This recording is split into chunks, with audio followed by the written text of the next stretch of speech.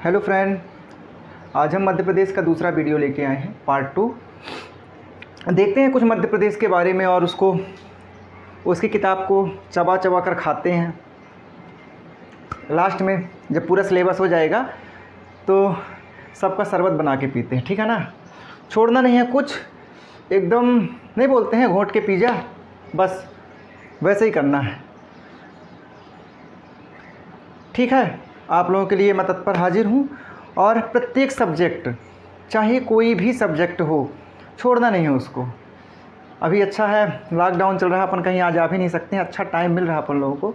जितना ज़्यादा हो सके अच्छी तैयारी करते हैं और इतनी अच्छी तैयारी करते हैं कि अगर आने वाला कोई एग्ज़ाम आता है, अरे यार ये तो सब उसके क्वेश्चन देखते ही एक मुस्कुराहट आनी चाहिए और हाँ, लगना चाहिए कि हमने तैयारी की है, ठीक है। चलिए आज आते हैं कुछ मध्य प्रदेश के बारे में जानते हैं, क्योंकि हमने सबसे पहले उसका पाठ्यक्रम के बारे में हमने चर्चा की थी और संभवतः आप लोग पूरा पाठ्यक्रम देख भी लिए होंगे, नोट डाउन भी कर लिए होंगे।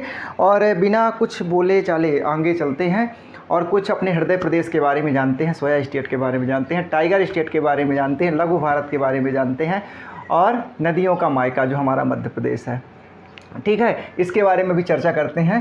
हालांकि ये सब चीज़ें बेसिक चीज़ें हैं, हमको इसकी जानकारी तो है ही, आपको भी जानकारी होगी। फिर से रिकॉल करते हैं और अच्छी तरीके से इस बार अब बिल्कुल भूलना नहीं चाहिए। ऐसा हो सकता है कि आपको भूलने की बीमारी हो, मुझे भी तो है, लेकिन भूलता नहीं, ठीक है, और भूलना भी नहीं चाहिए। चलिए देखते हैं मध्य प्रदेश का गठन सबसे पहले कब हुआ। तो जो मध्य प्रदेश था, मध्य प्रदेश गठन कब हुआ? 1 नवंबर 1956।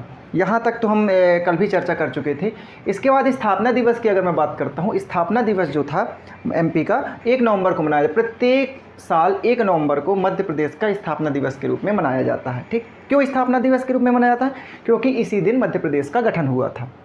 इसके बाद देखते हैं जो वर्तमान स्वरूप है 1 नवंबर 2000, ठीक है। जो वर्तमान स्वरूप, हमारा वर्तमान स्वरूप ये दिख रहा है आपको, मैप बना हुआ है, ये दिख रहा है।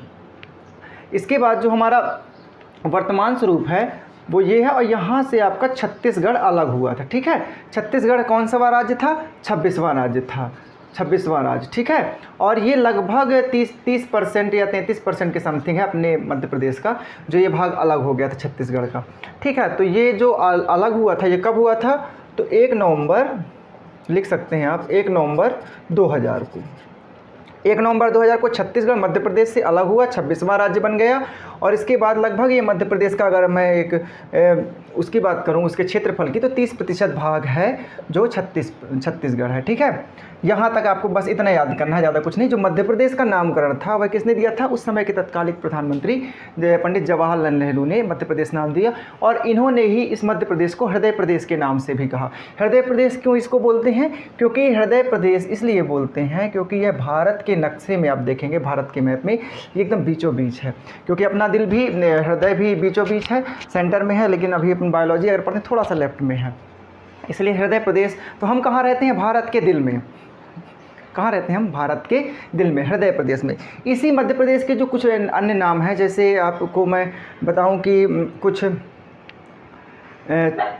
लगभग आप सोया स्टेट हो गया आपका, नदियों का मायका, टाइगर स्टेट, लघु भारत, बहुत सारे नाम हैं जो मध्य प्रदेश के हैं, उपनाम हैं। और इसी सब पुराना नाम कभी कभी प्रश्न में पूछा जाता है कि मध्य प्रदेश का पुराना नाम क्या होगा, तो इसे ज़रूर नोट डाउन करेंगे। सेंट्रल प्रोविंस एंड बरार, ये मध्य प्रदेश का पुराना नाम है। यहाँ तक हमें कोई दिक्कत, बिल्कुल दिक्कत नहीं है और होनी भी नहीं चाहिए। तो यहाँ स्थापना दिवस हो गया, गठन हो गया, नामकरण हो गया। नामकरण के बाद फिर अन्य नाम जो है मैंने लिखे नहीं हैं, पर आप लिख लीजिएगा, कई बार मैं रिपीट कर चुका हूँ, पिछले वाली वीडियो में मैंने रिपीट किया है, ठीक है। इसके बाद हम अगर इसका अक्षांशीय विस्तार देखते हैं तो यह भी प्रश्न पूछ लिया जाता है, अक्षांशीय विस्तार क्या है? अक्षांश और देशांतर आप लोग जानते होंगे, जो कुछ काल्पनिक रेखाएं हैं जो पृथ्वी पर खींची गई हैं, उससे भी हम किसी भी चीज़ को ट्रैक कर सकते हैं, लोकेट कर सकते हैं, ठीक है ना। तो अगर आप जब भूगोल पढ़ेंगे, ज्योग्राफी, तब उसमें अक्षांश और देशांतर के बारे में बहुत अच्छे से जानकारी मिलेगी। हालांकि अगर अक्षांश देशांतर के बारे में बताना शुरू कर देंगे तो फिर हम भूगोल में पहुंच जाएंगे। हम अगर हृदय के बारे में चर्चा करेंगे तो हम बायोलॉजी में चले जाते हैं, क्योंकि हमारी आदत ही ऐसी है, ठीक। किसी भी सब्जेक्ट को किसी भी सब्जेक्ट से रिलेट करके पढ़ते रहते हैं, तो उसका इशू नहीं है, आप लोग अपने हिसाब से पढ़िएगा। तो जो इसका अक्षांशीय विस्तार है वो 21 डिग्री 6 मिनट, ये डिग्री का चिन्ह हो गया और ये मिनट का चिन्ह हो गया, ठीक है ना। 21 डिग्री 6 मिनट उत्तरी अक्षांश से लेके 26 डिग्री 30 मिनट उत्तरी अक्षांश। हमारा जो भारत है वह उत्तरी अक्षांश और पूर्वी देशांतर में स्थित है। हमारा भारत कहाँ है? उत्तरी अक्षांश और पूर्वी देशांतर में स्थित है। इसी कारण हमारा मध्य प्रदेश भी जो है उत्तरी अक्षांश और पूर्वी देशांतर में स्थित है। तो उत्तरी अक्षांश की अगर हम बात करते हैं, उत्तरी मतलब हमको ऊपर की ओर जाना है, ठीक है ना। और विषुवत रेखा यहाँ कहीं से निकली है, विषुवत रेखा 0 डिग्री पे होती है। विषुवत रेखा आप सिर्फ वो काल्पनिक रेखा तो नहीं, काल्पनिक रेखा आप भी काल्पनिक, क्योंकि मैं यहाँ बोर्ड ख़राब हो जाएगा, मेरा मन ही बनाना चाहता, ठीक है। ले लीजिए, बनाए दे रहा हूँ। विषुवत रेखा 0 डिग्री में है, तो 0 डिग्री में विषुवत रेखा है। और ऊपर जाएंगे तो 1 2 3 4 इस तरह बढ़ता जाएगा, नीचे जाएंगे तब भी 1 2 3 4 बढ़ता जाएगा, ठीक है। जब ये बढ़ता जाएगा ऊपर और नीचे तो हम उत्तरी ऊपर की ओर जाएंगे तो उत्तरी, तो जहाँ 21 डिग्री 6 आता है। हमें पता है कि मध्य प्रदेश का सबसे दक्षिण वाला जो ज़िला है, दक्षिण बिंदु के पास जो ज़िला है वह बुरहानपुर है। अच्छा चलिए हम लिखे दे रहे हैं बुरहानपुर यहाँ पे, ठीक है। लीजिए बुरहानपुर लिख दिए। तो मैं सिर्फ समझा रहा हूँ आपको कि अक्षांशीय विस्तार कैसा है। तो 21 डिग्री 6 मिनट, मान लीजिए इस वाले भाग को अपन मान लेते हैं लास्ट वाला बिंदु, ठीक है ना। 21 डिग्री 6, अब ऊपर बढ़ेंगे, जब ऊपर बढ़ेंगे तो 21 के बाद 22 23 24 25 26 इस तरह से बढ़ता जाएगा। तो 26 डिग्री 30 मिनट जब पहुंचेंगे अपन ऊपर आपका मुरैना लीजिए, हम मुरैना लिखे देते हैं, आपको 2-3 चीज़ें भी क्लियर होती जाती हैं कि सबसे उत्तरी वाला ज़िला कौन सा है मध्य प्रदेश का, मुरैना। सबसे दक्षिणी वाला ज़िला कौन सा है, बुरहानपुर। तो जब यहाँ पहुँचते हैं अपन तो 26 डिग्री 30 मिनट में ये अपना मध्य प्रदेश यहाँ पे ख़त्म हो जाता है, ठीक है। तो हमारा जो अक्षांशीय विस्तार है वह कैसा है कि 21 डिग्री 6 मिनट से लेकर ये आपका हो जाता है उत्तरी अक्षांश, ठीक है ना। और 26 डिग्री 30 मिनट तक ये आपका अंतिम बिंदु है। तो अपन ऊपर की ओर जा रहे हैं, उत्तरी अक्षांश की हम बात कर रहे हैं तो हम ऊपर की ओर जाएंगे, ठीक है। और इसके बाद अगर हम देखते हैं कि जो आपका पूर्वी देशांतर की बात अगर मैं करूं तो पूर्वी देशांतर आपका रहेगा यहाँ से स्टार्ट होगा, ठीक है, इस तरफ से स्टार्ट होगा। क्योंकि जो आपकी काल्पनिक रेखाएं और जो मानक रेखा है वो आपके ग्रीनविच से ली गई है, तो वहाँ से चली आ रही है जो एक रेखा काल्पनिक रेखाएं हैं, देशांतर वाली रेखाएं, तो आपका यहाँ से आएगा। तो 74 डिग्री 59 मिनट पूर्वी देशांतर से अब आप ऐसे चलेंगे पश्चिम से पूर्व की ओर 82 डिग्री 66, यहाँ 82 लिखा था, तो 82 डिग्री 66 मिनट तक। तो सबसे पश्चिम वाला जो ज़िला है वह अलीराजपुर है। अलीराजपुर, ये याद भी करना है पश्चिम वाला ज़िला कौन सा है, मध्य प्रदेश के जो पश्चिम में कौन सा ज़िला है, लास्ट में पश्चिम बिंदु में अलीराजपुर। और अगर पूर्व की बात करता हूँ मैं तो सिंगरौली है, ठीक है। तो हमें 3-4 चीज़ें याद हो जाती हैं कि मध्य प्रदेश के दक्षिण में कौन सा ज़िला है, मध्य प्रदेश के उत्तर में कौन सा ज़िला है, पूर्व में कौन ज़िला है और पश्चिम में कौन ज़िला। तो हमें ये अक्षांशीय विस्तार याद करना है कि 21 डिग्री 6 मिनट उत्तरी अक्षांश से लेकर 26 डिग्री 30 मिनट उत्तरी अक्षांश तक। मैंने बताया कि उत्तरी अक्षांश ऊपर क्योंकि विषुवत रेखा यहाँ पे है, ठीक है, 0 डिग्री में।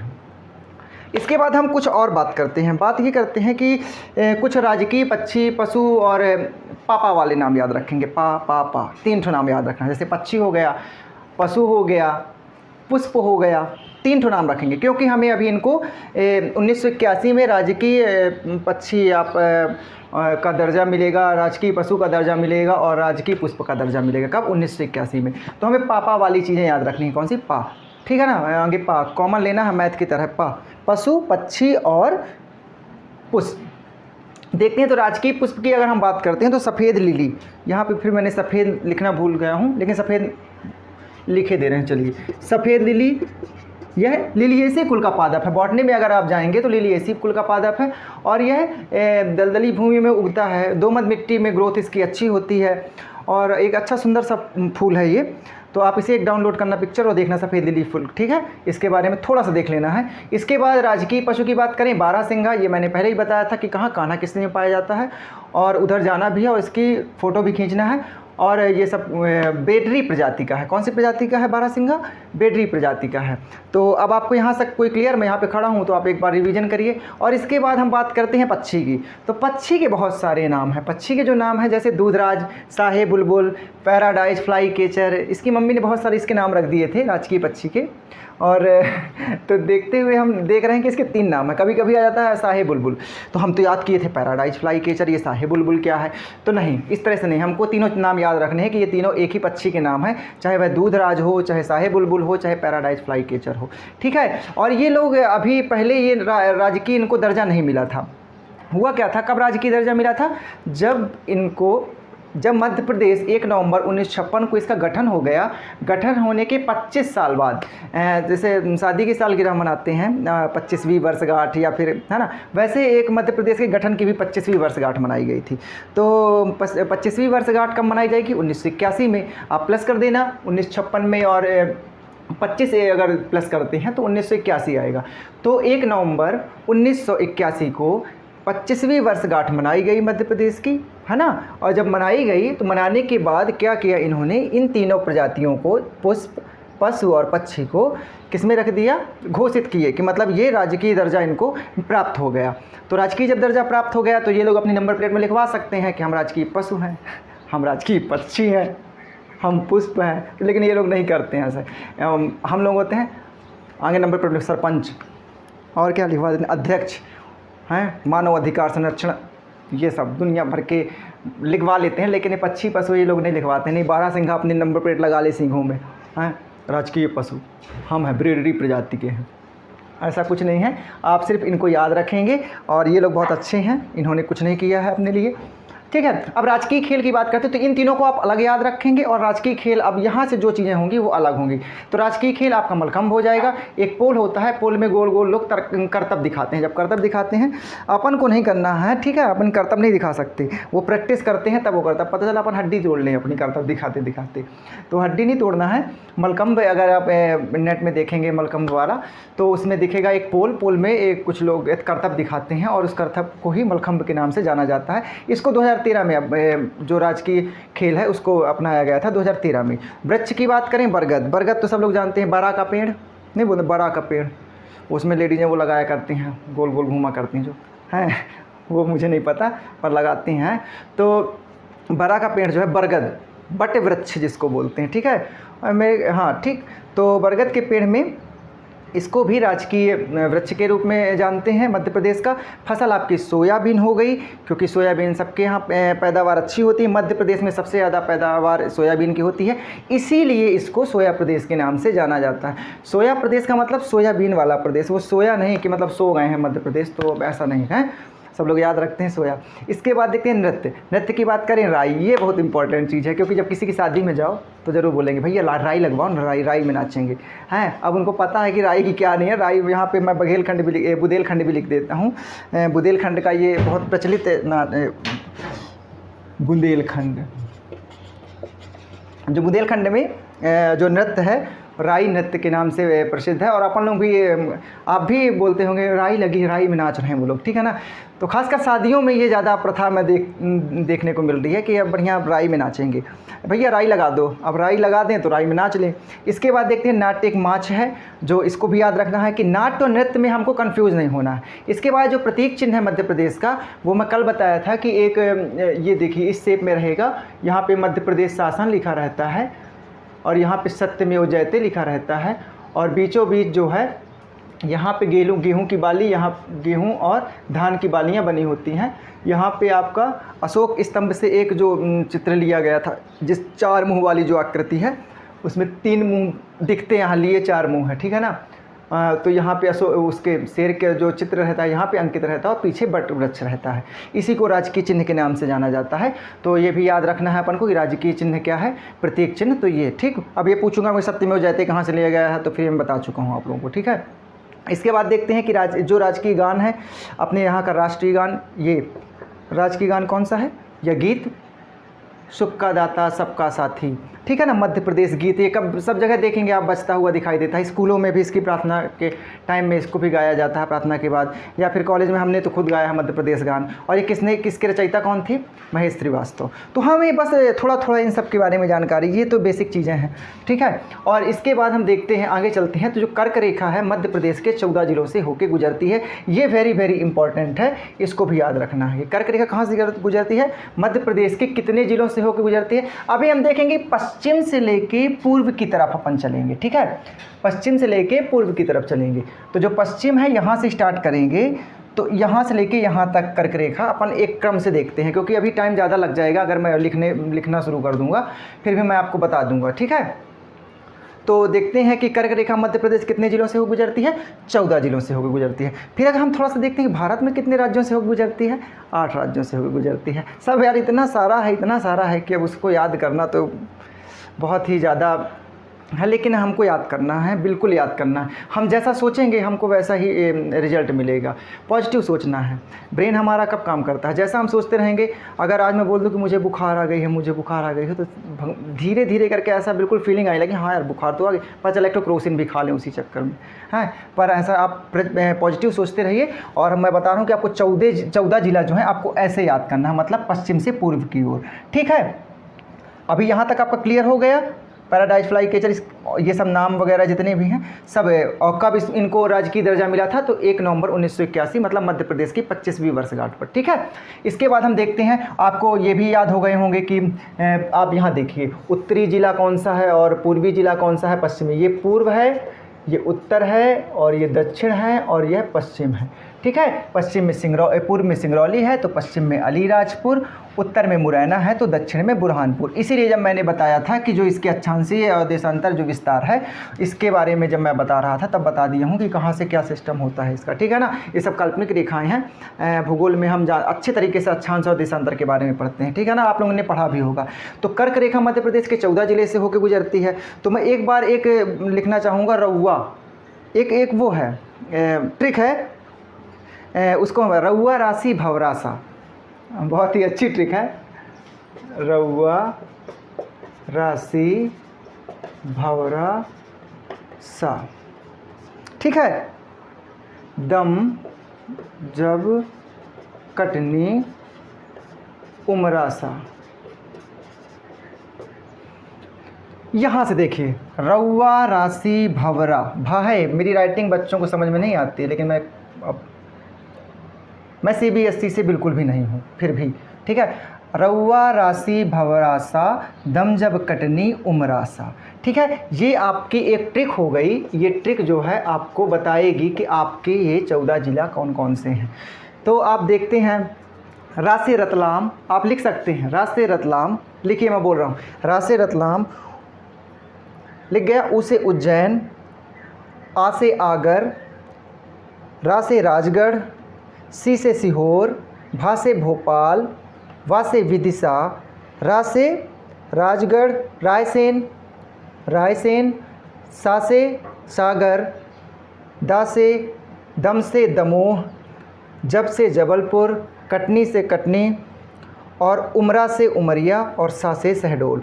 मतलब ये जो आप फिर से इसको बैक करके और फिर से आप एक बार देखिए और इसको लिख लीजिए, ठीक है। रउआ राशि भवरासा, दम जब कटनी उमरासा। ये तो हो गए MP के 14 जिले की ट्रिक। और एक ट्रिक और इसी साथ में बताए दे रहा हूँ मैं कि मित्र पर गमछा झाड़, ये इस टॉपिक से अलग है पर मैं इसको लिखे देता हूँ।